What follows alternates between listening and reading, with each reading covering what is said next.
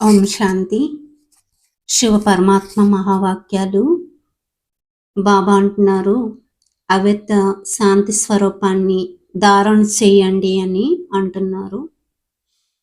అదే ఏం చెప్తున్నారో దాని గురించి ఇంకా మనం తెలుసుకుందామా?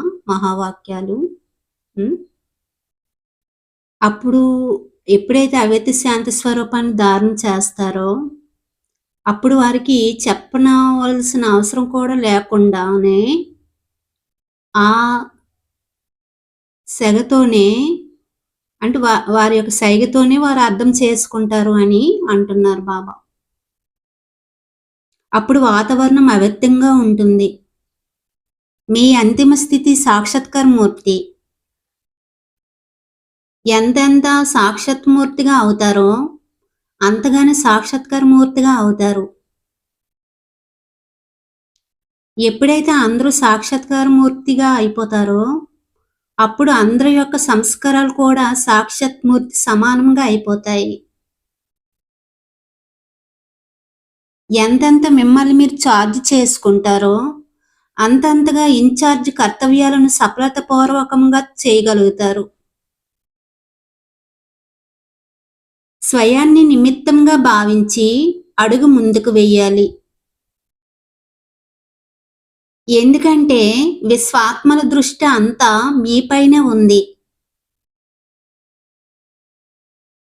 ఏ విధంగా అయితే మీ ద్వారా ఈశ్వరీయ స్నేహం, శ్రేష్ఠ జ్ఞానం మరియు శ్రేష్ఠ చరిత్రల యొక్క సాక్షాత్కారం అవుతుందో అదే విధంగా అవ్యక్త స్థితి కూడా అంత స్పష్టంగానే సాక్షాత్కారం అవ్వాలి.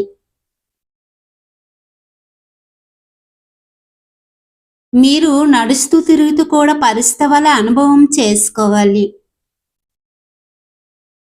దాని కొరకు ప్లాన్ తయారు చేయండి. సాకర్ బాబా పరిస్థితి స్థితిని అనుభవం చేసుకున్నారు కదా.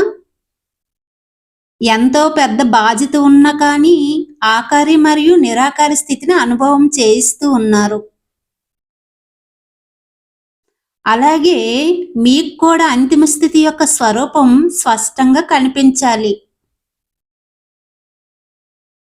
ఎవరు ఎంత అశాంతితో లేదా శాంతి లేక అంటే అశాంతితో శాంతి లేక భయపడుతూ వచ్చినా కానీ మీ యొక్క ఒక్క దృష్టి, స్మృతి, వృత్తి యొక్క శక్తితో వారిని పూర్తిగా శాంతి చేసేయాలి.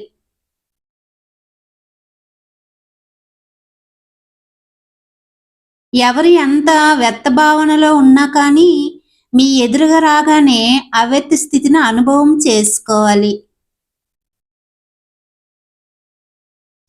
మీ దృష్టి అనేది కిరణాల వల్లే పని చేయాలి.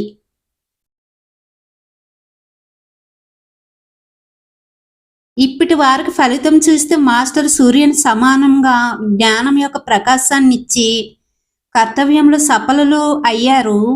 కానీ శక్తి కిరణాలతో ప్రతి ఆత్మ యొక్క సంస్కారాలని కీటాణువులను నాశనం చేసే కర్తవ్యం చేయాలి.